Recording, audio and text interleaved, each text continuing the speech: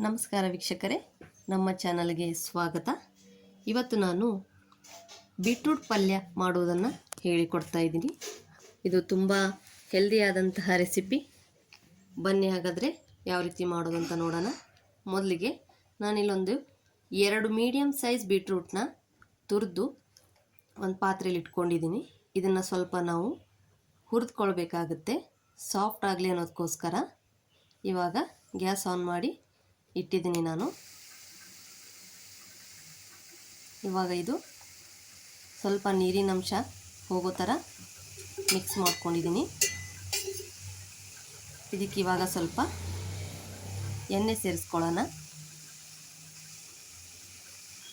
ಎಣ್ಣೆ ಸೇರಿಸ್ಬಿಟ್ಟು ನೀಟಾಗಿ ಮಿಕ್ಸ್ ಮಾಡಿಕೊಂಡು ನಿಧಾನಕ್ಕೆ ಫ್ರೈ ಮಾಡ್ಕೋಬೇಕು. ಇವಾಗ ಗ್ಯಾಸ್ ಫ್ಲೇಮ್ನ ಸಿಮ್ಮಲ್ಲಿ ಇಟ್ಬಿಟ್ಟಿದ್ದು ನಿಧಾನಕ್ಕೆ ಫ್ರೈ ಆಗ್ತಾ ಇರಲಿ. ಅಷ್ಟರಲ್ಲಿ ನಾವು ಈ ಪಲ್ಯ ಮಾಡೋದಕ್ಕೆ ಯಾವ್ಯಾವ ಇಂಗ್ರೀಡಿಯೆಂಟ್ಸ್ ಬೇಕು ಅಂತ ನೋಡ್ಕೊಂಡು ಬರೋಣ. ಮೊದಲಿಗೆ ಒಂದು ಮೀಡಿಯಮ್ ಸೈಜ್ ಈರುಳ್ಳಿ, ಸ್ವಲ್ಪ ಬೆಳ್ಳುಳ್ಳಿ ಜಜ್ಜಿಟ್ಕೊಂಡಿದ್ದೀನಿ, ಒಂದು 4 ಹಸಿಮೆಣಸಿನ್ಕಾಯಿ ಹಾಗೂ ಸ್ವಲ್ಪ ಕರಿಬೇವು. ಇವಾಗ ಇದು ಫ್ರೈ ಆಗಿದೆ ವೀಕ್ಷಕರೇ, ಸಾಫ್ಟ್ ಆಗಿದೆ ಬೀಟ್ರೂಟು. ಇದನ್ನು ಒಂದು ತಟ್ಟೆಗೆ ತೆಗೆದಿಟ್ಕೊಳ್ಳೋಣ.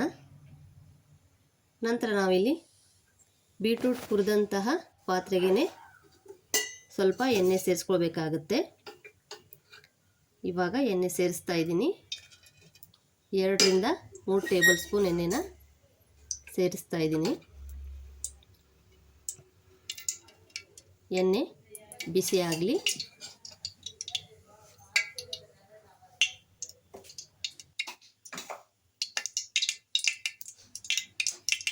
ಇವಾಗ ಇಲ್ಲಿ ಎಣ್ಣೆ ಬಿಸಿ ಆಗ್ತಾ ಇದೆ. ಇದಕ್ಕೆ ನಾವಿವಾಗ ಹಸಿಮೆಣಸಿನಕಾಯಿ ಹಾಗೂ ಕರಿಬೇವನ್ನ ಸೇರಿಸ್ತಾ ಇದ್ದೀನಿ. ಇದಕ್ಕೇನೆ ನಾನಿವಾಗ ಈರುಳ್ಳಿ ಕೂಡ ಸೇರಿಸ್ತಾ ಇದ್ದೀನಿ. ಈರುಳ್ಳಿ ಸೇರಿಸಿದ ನಂತರ ನೀಟಾಗಿ ಒಂದು ಸತಿ ಎಲ್ಲವನ್ನು ಮಿಕ್ಸ್ ಮಾಡ್ಕೊಳ್ಳೋಣ. ಸ್ವಲ್ಪ ಈರುಳ್ಳಿ ಟ್ರಾನ್ಸ್ಪರೆಂಟ್ ಆಗುವವರೆಗೂ ಫ್ರೈ ಮಾಡ್ಕೊಳ್ಳಿ.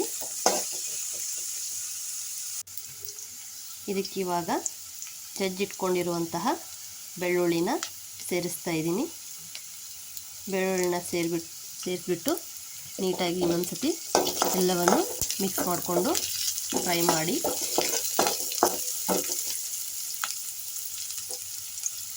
ಇವಾಗಿದು ಫ್ರೈ ಆಗಿದೆ ವೀಕ್ಷಕರೇ.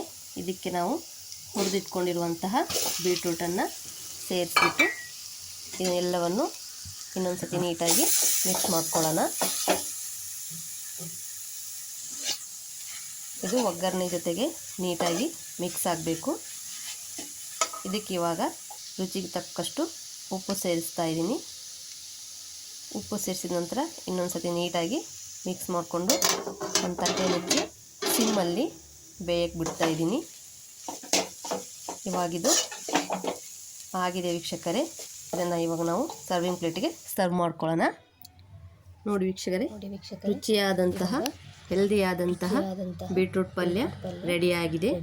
ನೀವು ಒಂದ್ಸತಿ ಟ್ರೈ ಮಾಡಿ ಮನೆಯಲ್ಲಿ ಹೇಗೆ ಬಂತು ಅಂತ ತಿಳಿಸಿ. ಹಾಗೂ ಇದು ಆದಷ್ಟು ರೆಸಿಪಿನ ಶೇರ್ ಮಾಡಿ. ನಮ್ಮ ಚಾನಲ್ನ ಸಬ್ಸ್ಕ್ರೈಬ್ ಮಾಡ್ಕೊಳ್ಳೋದನ್ನು ಮರಿಬೇಡಿ. ಧನ್ಯವಾದಗಳು ವೀಕ್ಷಕರೇ.